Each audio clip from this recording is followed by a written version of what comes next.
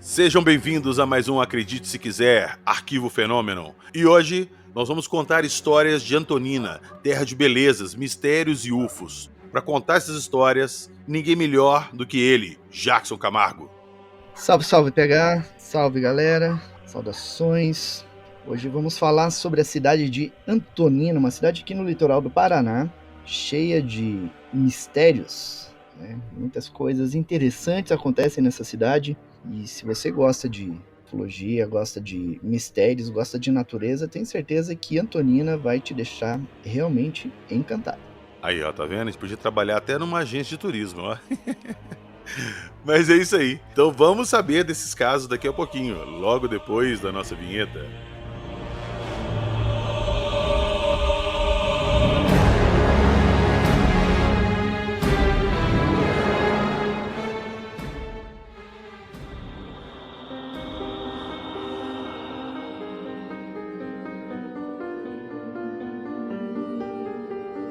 Marcas de pouso, Mãe do Ouro, sambaquis, pirâmides, seres extraterrestres.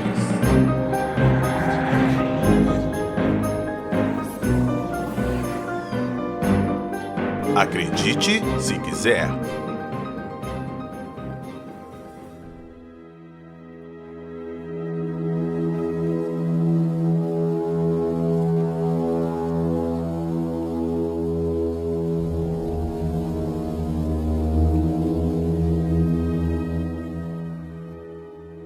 Então vamos começar essa história. Antonina é uma cidade que você já morou e você conhece bem, né, Jackson? Então você sabe do que você está falando hoje aqui. Você experienciou isso lá em loco. Isso. A cidade de Antonina, ela está a 77 quilômetros da cidade de Curitiba. Hoje a cidade possui em torno de 18 mil habitantes e é uma das cidades mais antigas aqui do estado do Paraná. Ela surgiu por volta de 1714 e no início era um pequeno povoado para captura de índios e para mineração. Então perceba que ali já existe uma certa história, um certo embasamento histórico para muitas coisas, né? E aí, por volta de 1800, a cidade possuía 2.300 habitantes, e ali havia agricultores, havia escravos, mineradores e bandidos também que vinham morar na região, porque é uma região, até hoje é uma região bastante isolada. Só tem uma estrada de acesso, né, para entrar na cidade, para você ter uma ideia. E ela está já no litoral. Então, de um lado é o mar, de outro lado é uma cadeia de montanhas muito erma, digamos assim, bastante íngreme. O ponto mais alto da região sul, que é o Pico Paraná, fica em Antonina, inclusive. E a vegetação ali está intocada. É um dos maiores trechos de Mata Atlântica que está preservado, né? Intocado é ali na região de Antonina. Então, com todas essas características, é natural que você tenha, tanto pela natureza quanto pelo embasamento histórico, você tenha elementos folclóricos. Então é muito comum ali você ouvir histórias sobre a Mãe do Ouro, que, segundo as pessoas da região, é bastante avistada por lá. Inclusive, a questão de 10 dias atrás, eu recebi uma mensagem vinda do pessoal lá de Antonina falando que um objeto pairou em cima de um rio numa região rural da cidade e ficou parado lá por um tempão em cima desse rio. E como as pessoas lá dessa região não tinham celular, porque lá praticamente não tem, naquela área, não tem conexão de celular e tudo, então eles praticamente nem usam, não carregam o celular, né? Então eles não fizeram a filmagem, mas o objeto ficou lá parado por um longo tempo. Então os casos lá são muito comuns, é muito comum ter registros de avistamento e tudo lá nessa região. Só uma perguntinha, Jackson. Um ouvinte nosso até me perguntou no Instagram esses dias se ele acha muito legal os casos antigos que a gente fala e tal, mas que a gente fala pouco de casos recentes. Você acabou de me falar que esse avistamento foi há 10 dias. Isso. Essa cidade lá, essa região, tem casos mais recentes, casos interessantes assim? Tem, é muito comum ter avistamentos lá, né? Então, se por exemplo, eu pegar uma equipe de ufólogos hoje e for para Antonina, e for nessa região, na zona rural, uma região que é mais alta e mais próxima à serra, se a gente bater em 10 casas ali nessa região, com certeza a gente vai encontrar avistamentos recentes, porque é muito comum os avistamentos ali. Na minha opinião, é a área com maior índice de avistamentos dentro do estado do Paraná. Caramba! Você sabe que Curitiba tem a fama de ser a capital dos OVNIs, onde é mais registrado, né? Mas não é, é Antonina. Ali é difícil achar alguém que não tenha visto alguma coisa. Cara, eu não conhecia a cidade. E vale a pena, viu? Se um dia você vier aqui pro Paraná, tira uns 2 dias ali em Antonina, você vai ficar encantado com a cidade. Cara, eu tô vendo umas fotos dela e parece ser uma cidade assim, bem interior, bem pequena mesmo, sabe? É, Aquela parada acolhedora, sacou? exatamente. Tem uma culinária ótima também, né? Então, se você for como eu, que gosta de comida exótica, é ali. Um Nossa barreado. senhora. Nossa, é muito bom. Oxi.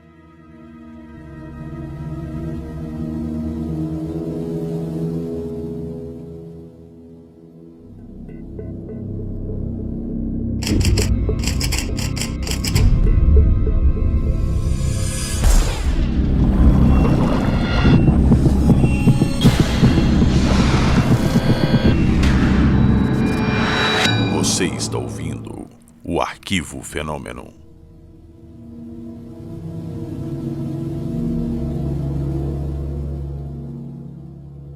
Pois bem, e aí então, nessa cidade, nós temos vários e vários fatos ufológicos, antigos e atuais. Está falando, né, da relação de casos antigos e casos atuais. Eu gosto muito dos casos antigos porque eles têm um embasamento que a gente não encontra atualmente. Hoje é muito fácil você rotular um avistamento, é um OVNI, é um drone, é isso, é aquilo, é CGI. Mas naquela época, o que surgiu naquela época não tinha como se explicar dessa forma. Então você tem casos legítimos, muito bem embasados, muito bem investigados, e que dão respaldo para entender a ufologia hoje. Então a gente tem esse parâmetro de comparação hoje porque tem os casos do passado. Por isso que é interessante apresentar tanto os casos do passado quanto os casos atuais, né? Então, ali na cidade de Antonina, a gente tem tanto casos ufológicos propriamente ditos, quanto casos não ufológicos, mas que são também igualmente misteriosos. Quando eu morava ali na cidade, eu ouvi falar de uma história envolvendo alguns pescadores da cidade que, quando iam pescar, estavam avistando uma criatura nas águas da Bahia. Era como se fosse uma cobra com algumas dezenas de metros, e ela era muito grande, larga e tudo. E isso começou a assustar esses pescadores na época, né? E tão misteriosamente como ela surgiu e começou a aparecer, ela desapareceu e ninguém conseguiu identificar que tipo de animal era esse. Só se sabe que ele era comprido, como se fosse uma cobra. Só que ali nessa região você não tem sucuri, você não tem anaconda, jiboia. Não, jiboia acho que tem, mas não é. Ela não vai para a água da Bahia, que é uma água mais salobra, né? Ela fica mais nas regiões de mata, mais próxima à serra. A jiboia ela é mais arborícola e a sucuri ela é mais aquática também. A jiboia ela se restringe mais a árvores, meio de mata, assim, ela não é muito aquática, não. E o que eles relataram é que era um objeto não, um animal realmente muito grande e dava medo de ver aquilo, né? Então, na descrição dele seria maior do que uma sucuri normal, uma anaconda. Então, permanece um mistério sobre o que seria esse objeto, né? Esse animal, né? Exato, às vezes não era nem animal, às vezes era um objeto mesmo. Talvez, quem sabe. E aí tem um outro mistério na região, é que o pessoal comenta bastante. Existem algumas ilhas que são, entre aspas, assombradas. Tem uma ilha que o pessoal fala que você desce na ilha meio que pisando em ossos humanos. Isso é sério? É sério. Você Isso, já viu isso lá? Tem foto disso? eu não cheguei aí nessa ilha, mas existem fotos. Inclusive lá no Fenômeno a gente tem um artigo sobre esses casos e você tem as fotos que o pessoal fez nessas ilhas, né? Essas ilhas, essas áreas são chamadas de sambaqui. São locais onde os indígenas costumavam se fixar por um curto período de tempo e ali então ficava detritos de restos de alimentação deles e tudo, e ali eles enterravam os mortos também. Então por isso que ficava com bastante ossos ali, né? Eu E tô hoje vendo, são cara. áreas de estudo arqueológico. Cara, aquilo é. Que foda. Imagina você chegar numa ilha e ver Legal, isso, né? o que você não vai pensar? Pois é. Se você não conhece a história, né, Sim, vai começar a pensar no exatamente. inteiro. E aí tem também um outro mistério dentro da área de Antonina, de que haveria uma pirâmide na Serra do Mar, no meio da mata. E uma pirâmide com proporções razoáveis, assim, aos exemplos das pirâmides egípcias, inclusive. E existem algumas fotos que foram feitas de algumas regiões onde você vê um relevo meio que piramidal, né? Agora, é interessante que as pessoas que tentam chegar nesse local sempre têm algum problema. Às vezes se depara com muita cobra, às vezes se perde na mata, às vezes se depara com militares, os militares mandam voltar. Então circulam muitas histórias desse tipo, assim, ali nessa região de mata fechada, né, que pertence ali ao município de Antonina. Tá, só uma perguntinha, você falou que às vezes militares impedem e tal. Tem alguma instalação militar, alguma coisa que tenha militares ali na região? Não, não existe base militar, mas os militares de vez em quando aparecem ali em situações estranhas. Por exemplo, a questão de... Eu morei em Antonina em 2005, 2006, por aí.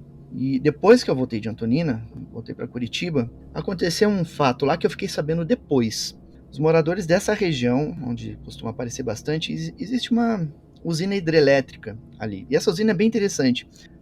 Aqui no estado do Paraná você tem o litoral, né, ao nível do mar, daí tem a Serra do Mar, que sobe até 1.900 metros de altitude ali naquela região, e depois ela desce para formar o primeiro planalto, né? Curitiba então está a mais ou menos 940 metros de altitude. E mais ou menos nessa altitude existe uma represa. Quando a pessoa pega a BR, por exemplo, de Curitiba, sentido São Paulo, ela vai passar por essa represa, a represa do Capivari. E ela não tem uma central de energia elétrica ali. Existe um sistema de captação de água, que pega a água dessa represa e joga lá para baixo, passa por baixo da Serra do Mar e desemboca lá na usina Parigô de Souza, nessa região lá em Antonina. E então ali tem bastante avistamentos. Cara, eu ia justamente perguntar isso, que tem uma usina, essa usina de Parigó de Souza, ela tá no meio da serra. Isso, no meio Eu da ia falar assim, cara, serra mas e... como é que uma usina hidrelétrica funciona sem água? Você falou Pois isso é. aí, eu nunca tinha ouvido falar disso, fantástico. E é uma obra de engenharia fabulosa aqui no Paraná e as pessoas não conhecem. Imagino que seja, porque, porra... E aí o que aconteceu? Depois que eu voltei de Antonina, voltei a morar em Curitiba, uns anos depois, conversando com o pessoal de lá, eles falaram, olha, lá na região do Bairro Alto, perto da represa, teve uma noite que caiu um negócio na mata. Veio descendo do céu e caiu na mata e deu um estouro e todo mundo na região ouviu o barulho. E aí no dia seguinte, quando as pessoas tentaram ir lá para ver o que tinha caído, tava o exército fazendo barreira, ninguém podia atravessar, ir até o local para ver o que tinha acontecido. Então, às vezes acontecem umas coisas desse tipo que atraem militares para a região. E ali também, a gente aqui no Paraná tem o Porto de Paranaguá e também tem o Porto de Antonina. E eles são de vista, você consegue ver os dois, né? Se você for num ponto aqui de Antonina, você consegue ver os dois, inclusive, a olho nu. E houve uma filmagem de OVNI que foi feita recentemente, a questão de uns 4 anos atrás, em cima do Porto de Paranaguá e depois em Antonina. Foi pega pelas câmeras de segurança e tudo. E aí eu tenho contatos na cidade e falaram, olha, fulano de tal que trabalha no porto, viu a filmagem, me mostrou no celular, eu vi a filmagem e realmente tinha um objeto muito luminoso sobre o porto. Você viu esse vídeo? Não, eu não consegui ver. Não consegui ver. Eu cheguei a pedir a filmagem, mas não conseguiram a cópia para me fornecer. Então, quem sabe, retomando os contatos lá, eu consiga essa filmagem que seria feita pela câmera de segurança lá da região do Porto, né? Uma das câmeras, né? E também é um caso recente, né? Sim, 4 anos atrás. Caso bem interessante também.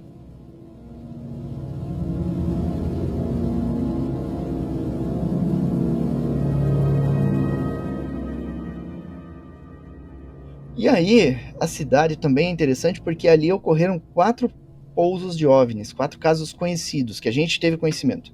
O primeiro deles envolveu uma dupla sertaneja famosa na região de Antonina e Curitiba, chamada Inho Belarmino e Inhá Gabriela.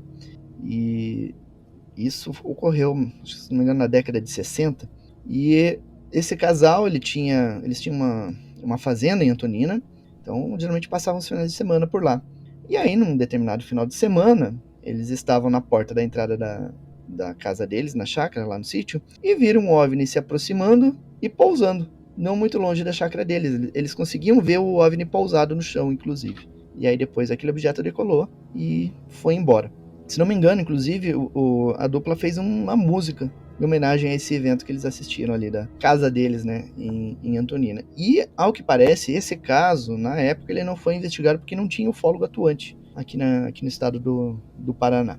Uma pena, né, porque é um caso interessante. Imagine uma dupla sertaneja famosa em toda a região ali, avistando aquilo ali, né? Seria um caso e tanto para investigar. Eles gravaram uma música desse avistamento deles? Se não me engano, existe uma música dessa dupla falando de discos voadores, que foi inspirada nessa experiência. Olha, essa música, ela existe aí em acesso na internet para procurar? Olha, eu tenho que ver, PH, porque a última vez que eu fiz uma pesquisa sobre a dupla para procurar mais informações, o site que descrevia essa experiência tinha saído do ar. E então é cada vez mais difícil encontrar informações sobre a própria dupla, inclusive. Ó, eu vou tentar procurar essa música, tá? Pra mostrar pra galera. Mas quem tá escutando a gente, vocês conhecem o Inho Belarmino, Inhanhá Gabriela? Vocês têm alguma música deles que fale de algum evento ufológico? Se tiver, compartilhe com a gente, por favor. Isso aí. E aí teve outros casos interessantes na região. Teve o caso de um pouso de OVNI no sítio do dono da Gazeta do Povo, o maior jornal impresso aqui da cidade de Curitiba. Na época, então, o dono da Gazeta do Povo vinha quase todo final de semana para a chácara, ali em Antonina, e numa certa ocasião, um OVNI pousou ali no sítio dele e deixou uma marca, deixou calcinado o solo. E várias pessoas, inclusive, da cidade foram lá ver essa marca, né? E esse é um caso que depois foi abafado pela própria Gazeta do Povo. O cara mandou revirar e apagar a marca, né? Porque ele não queria curiosos indo até o sítio dele para fazer a investigação de OVNIs. Então é uma pena que ele tenha tomado essa atitude, né? E é um caso também antigo, numa época que, se não me engano, não havia pesquisadores, não havia ufólogos atuantes aqui no estado do Paraná. E aí tem um outro caso, que é o caso do Gustavo Salik, que é mais um caso de pouso, que é bastante interessante. Esse caso, ele aconteceu em julho de 1982, também na região rural de Antonina. Um OVNI pousou, assustando uma família, e eu conheci essa família, inclusive, e desse OVNI surgiram tripulantes de aparência humana, e eles transmitiram a mensagem de que a família deveria ficar dentro da casa. Eles não deveriam sair da casa para não ser afetados pela energia do objeto. Sério que os alienígenas avisaram isso pra não chegar perto? Para não sair da casa. Sim, eu entendi, pra eles não se aproximarem, tipo, se sair da casa, aproximar do OVNI pra ser afetado pela radiação, alguma coisa assim. Isso. Esse objeto ele pousou a 60 metros da casa onde eles moravam, né? E depois esses tripulantes se apresentaram, deram os nomes de Zanatron, Monjuru e Norton. E depois eles estabeleceram uma certa amizade com esses tripulantes. E o Gustavo Salik, que antes era morador da região e tudo, ele começou a trabalhar com cromoterapia, trabalhar com cura, usando as cores. E conseguiu um grande destaque na área, inclusive aqui no estado do Paraná, com as técnicas que ele teria aprendido com esses tripulantes. Peraí, calma.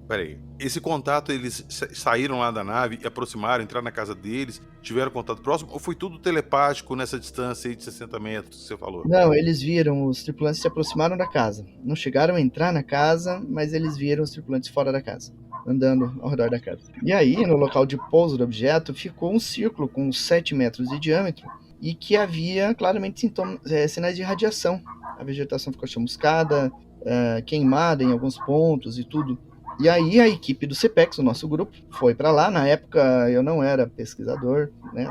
Eu era um pirralhinho, talvez mal saído das fraldas, mas enfim, os outros pesquisadores que já estavam atuantes foram lá e fizeram a investigação, coletaram amostras e tudo, e detectaram radiação no local, né? Então alguma coisa realmente afetou o local de pouso do objeto lá, né? Lá no Portal Fenômeno, inclusive, você vê a foto da clareira que o objeto deixou e a vegetação que ficou chamuscada e queimada, né, por esse objeto. Você falou que você conheceu a família. Como é que foi esse contato que você teve com eles? Bom, eles participaram de um evento de ufologia, deram palestra, inclusive, aqui em Curitiba. Isso foi em 1997. 1997. E aí eles estavam presentes e tudo, então conversavam com as pessoas, narraram a experiência deles e tudo. Então foi ali que eu conheci o relato deles, né, na época. E eles deram mais detalhes lá desse contato que eles tiveram, alguma coisa? Não, apenas narraram a experiência de pouso, o avistamento dos tripulantes, e que os contatos depois continuaram de forma telepática, passando os ensinamentos de como operar essa tecnologia, né, das cores e tudo para cura, né, com cromoterapia. E daí ele concentrou muito nessa questão das técnicas das cores, né. E na época, como eu não era ligado a nada nesse sentido, então não prestei muita atenção nesse aspecto da palestra, que realmente não me interessava. Se fosse hoje, eu já estava anotando e gravando tudo, né. De repente o Ser até explicou alguma coisa pra ele que faça sentido e tal, e a gente não captou a mensagem, entendeu? Pois é. Que às vezes o contatado, o abduzido, às vezes, quando se passa uma informação para eles, né, o alienígena passa informação, a testemunha ela não tem o preparo, não tem o conhecimento, não tem o estudo para entender aquilo e repassar a informação. É o caso do Arlindo Gabriel lá, do caso do Embornal. A tripulante passou muita informação para ele, mas como ele não tinha estudo, ele não sabia dizer o que ela tinha falado. Ele não entendeu nada, né? Então muita coisa ficou perdida ali naquele processo. Ô Jackson, olha só, não tem muita coisa a ver com o que você tá falando, não, mas eu sempre tive essa dúvida. Por que às vezes uma pessoa alega ter tido um contato que o alienígena chegou e passou um tanto de ensinamento, passou lições de proteja o planeta, defenda a natureza, não faça uma guerra nuclear? Por que ao invés de pegar um cara que mora no interior do sertão de não sei da onde lá e não tem estudo, não para lá, não ensina na Casa Branca e fala isso pro presidente dos Estados Unidos? Ou pra alguém da ONU? Talvez porque saiba que eles não vão dar atenção, né? Eu só posso especular, realmente eu não saberia te dizer. Eu sempre tive essa dúvida, cara, de pegar uma pessoa assim que não tem relevância e chegar e jogar uma informação dessa pra ela, tipo assim, seja o porta-voz da mensagem. Cara, não faz muito sentido. Pois é realmente estranho. Realmente estranho, né? Nos coloca a questionar muitas coisas, né? Agora, ao mesmo tempo, eu me coloco no lugar também do alienígena, né? Pô, sei lá, eu cheguei em Marte lá, desci lá e encontrei uns seres lá. Eu não vou sair caçando quem que manda neles. Eu vou chegar e pegar aquele pessoal ali e falar, vem cá, eu vim da Terra e tal, não sei o quê. Pode ser também? Não sei. Sim, pode ser, né? E a gente só pode especular, na verdade, né? As intenções É, deles, né? eu acho o fascinante da ufologia é isso, é tanta possibilidade, tantos caminhos assim que o negócio pode seguir que nenhum deles parece absurdo. Pois é, todos são possíveis, né? Exato, exato. A gente falou semana passada de uma nave que puxou os caras com corda e gancho. Pois é, Então, tudo é possível. exatamente.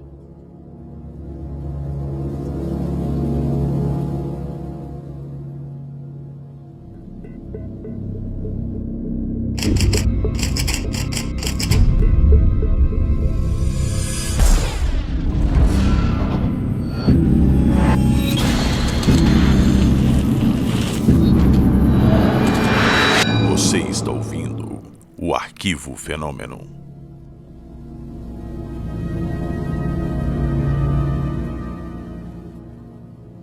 Bom, o último caso de pouso que a gente conhece, pode ter acontecido mais que a gente não soube, né? Mas o último que a gente tomou conhecimento ocorreu em 25 de abril de 2003 e envolveu o pouso de um objeto em um sítio na região de Acesso Antonina, chamado Sítio Feliz, né? O pouso aconteceu em 25 de abril de 2003. E aí, dias depois, a nossa equipe de investigação, o Carlos Machado, eu, o Jaime e o Kiko, a gente foi para lá fazer a investigação. Inclusive, o relatório de investigação está lá no Portal Fenômeno. E a gente encontrou algumas marcas realmente no quintal da testemunha, que a gente não consegue explicar.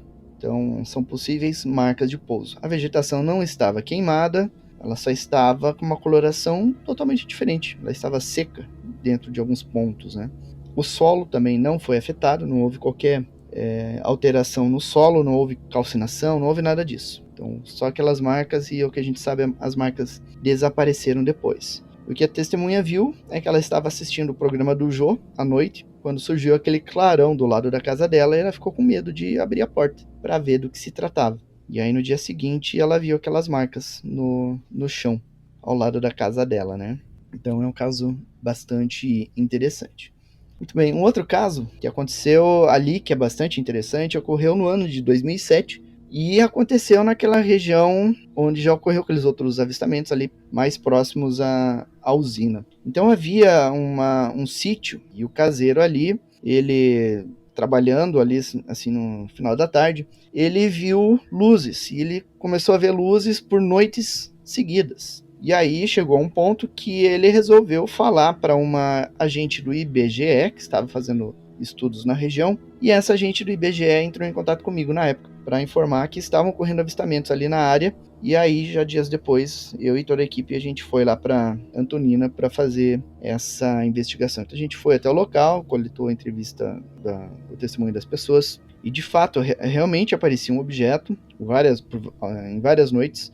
E esse objeto... Vocês chegaram a ver? Não, a gente não chegou a ver o objeto, a gente não fez vigília, mas a gente coletou testemunhos, né? E esse objeto, segundo testemunho, era um objeto esférico com aproximadamente 80 metros de diâmetro, que aparecia sobre a região e ficava pairando. 80 metros de diâmetro? 80 metros de diâmetro, então ele aparecia por volta das 18 horas, entre 18 e 3 horas da manhã. Esse era o horário grande, que ele velho. É muito grande. E aí, ele teve uma ocasião, inclusive, que a testemunha chegou a ver uma espécie de varanda nesse objeto, quando ele chegou mais perto. E nessa varanda surgiram 2 tripulantes que ficaram olhando para fora, olhando a paisagem.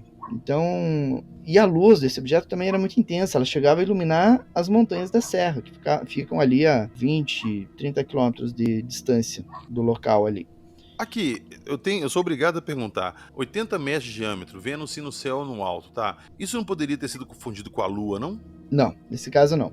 Inclusive, quando a gente foi fazer a investigação, a gente fez o registro da Lua. E a posição em que ele relatava a presença do objeto e o local onde nascia a Lua era completamente... era impossível, né? Porque a Lua ela vai nascer a leste. E esse objeto ele era observado a norte da casa. Então não tinha como, né? E o ângulo também que o objeto era observado não era... Se fosse a Lua, por exemplo, Lua cheia, por volta da meia-noite, a lua cheia vai estar no alto do céu. No máximo com algumas inclinações, em torno de 30 graus para o norte. Mas ela não vai ficar mais baixa sobre o horizonte e acima das montanhas, olhando a norte. Então ali, nesse caso, é impossível. E eu acho que também a testemunha estaria acostumada, né? Morando ali naquela região há muito tempo, ele saberia distinguir a lua, né? Ah, não, sim, claro, mas nunca é demais perguntar, entendeu? Ah, sim. Pois sempre tem alguém que vai arranjar uma explicação, né? No meio cético. Ó, se tem uma coisa que a gente aprendeu nesse tempo todo que a gente tá batendo esse papo de ufologia, é que toda e qualquer hipótese que a gente pode colocar e descartar, a gente tem que colocar e descartar. Pra depois não vir alguém levantando bandeira que aquilo ali é o motivo do fenômeno, entendeu? Sim. E esse objeto, além da sacadinha que existia, ele tinha uma luz maior em cima, que era o que iluminava tudo, e 3 luzes menores embaixo, de tons avermelhados. Então, isso também já foge do padrão da Lua, né? E lá no fenômeno, a gente tem tanto o artigo lá do caso Sítio Feliz, que a gente investigou, como esse outro caso também, que é o caso do Rio Pequeno. Então, você chega lá na busca, no canto superior direito, tem uma busca, você escreve ali Antonina, você encontra o artigo lá, com as imagens e tudo, você vai ver o desenho dos objetos, né, observados.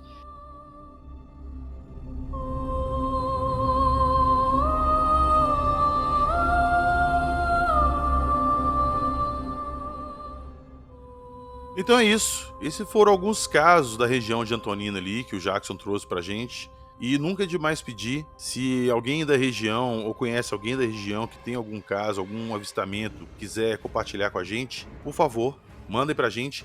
Inclusive, já vou aproveitar esse momento aqui e pedir. A gente tá com a ideia de fazer alguns episódios com relatos que as pessoas mandam, seja de ufologia, seja de paranormal, de fantasma. Então, se alguém tem uma história interessante e quiser mandar pra gente montar alguns episódios exclusivos de relatos, entre em contato, tá? Na descrição do episódio aí, se vocês clicarem no mais, vocês vão para a descrição do episódio, vão ter todos os links desses casos que a gente citou hoje, lá no Portal Fenômeno. E lá também tem 2 links muito importantes. O do Apoia-se, do Acredite Se Quiser, quem puder dar uma força lá vai ser super bem-vindo. E também o Apoia-se do Portal Fenômeno, que, poxa, igual a gente falou no último episódio, são quase 100 GB de material de ufologia. Não é qualquer servidor que aguenta isso, então quem puder dar uma moral lá, ajudar na hospedagem, manutenção, beleza?